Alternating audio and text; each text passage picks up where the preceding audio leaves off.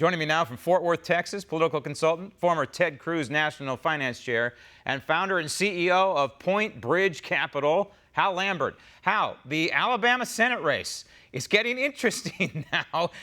It looks like it's going to be, it looked, I should say, like it was going to be a 1-2 race, Tuberville versus Sessions, and then Donald Trump tweets something about loyalty. And we know Donald Trump values loyalty quite a lot.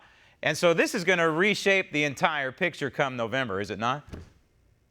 Oh, I think it will. In fact, President Trump is obviously still very upset about the whole investigation, and he blamed Sessions in the tweet for it. So the Mueller investigation, he said, wouldn't have happened if he had had the guts to stand up and shut it down early. So that's not good news for Sessions going into the runoff, especially since he came in second to start with. So you've got the former senator coming in second on yesterday, and then you've got President Trump tweeting out this morning his support, he didn't quite support him yet, No. but it looks like he's going to throw his support behind Tommy Tuberville. I was kind of wondering how long the president was going to hold his fire in the race for Alabama Senate. Well, now we have the answer to that question, and I would predict here, I think with reasonable confidence, that there'll be a couple, 3 more tweets before this thing is said and done, before the runoff gets going in earnest. 2 seats, congressional seats we were looking at in Texas, but there's a whole bunch that are interesting. But we had 2 we kind of wanted to focus in on. One was Texas 12, Kay Granger against Chris Putnam. This is an interesting race. I want to go back to this in a minute. The other race, Texas 22, and one of the reasons why I was interested in this one is because it had a member of the Bush family, the royal Bush family, Pierce Bush, running. And well, the young Bush apparently tasted defeat here. It looks like he's not going to be the Republican nominee. It looks like it's going to be Troy Nehls. Back to Texas 12. This is an interesting race. This Kay Gardner has a terrible Liberty score. There was a big movement to try and oust her and try and primary her, supporting Chris Putnam.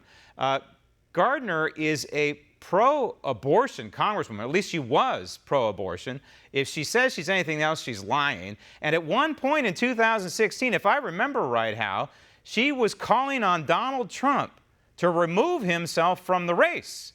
So this is why this person is targeted.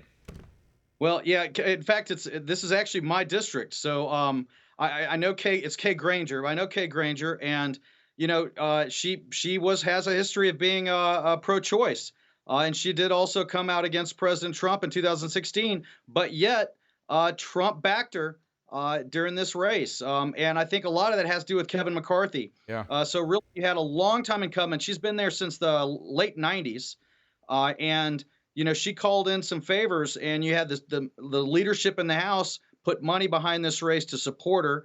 Trump supported her, and then you had Chris Putnam, who was going against her, and he had a lot of support too. I was actually surprised that this race wasn't a lot closer. Yeah. I know Chris. He's a great guy, and really surprised it wasn't closer. Well, it's the power of the Republican Party out of Washington, D.C. that helped propel this person to the November election. Let's look at the delegate totals. Let's skip to the presidential race here. Let's look at the delegate totals right now so far. If we give Bernie Sanders his just due so far in California, you have Joe Biden with 467, Bernie Sanders 392, Elizabeth Warren is an afterthought there.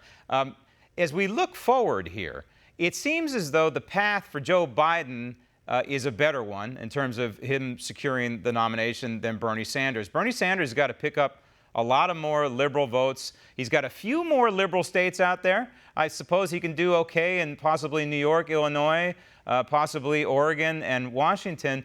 But do you see it the way I do, that the path for Joe Biden seems a little smoother than Bernie Sanders? Well, that's certainly where the betting goes. That's where the money is. If you look at the bets that people can make internationally on the election, Joe Biden is favored to win this. So the real money behind it is there. It's going to be interesting to see if this gets to a brokered convention. Another state that Bernie could do well in is Wisconsin. So it'll be interesting to watch those states like that because, at the end of the day, Biden is winning states, but he's winning states that Republicans are going to win. He's winning southern states that are not going to go Democrat in the general.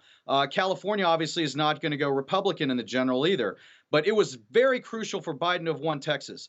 I was saying yesterday, if he didn't win Texas, it was going to be really, really tough to Yep. say he should get this going forward. Yep. But he did pull it off. And then we have Bloomberg still out there. Of course, he's out of the race, but we still have the Bloomberg money, and who knows where all those millions of dollars are going to end up. Hal, thank you. Want to see more videos like this?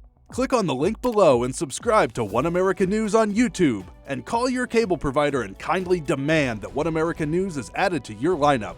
Call and subscribe today.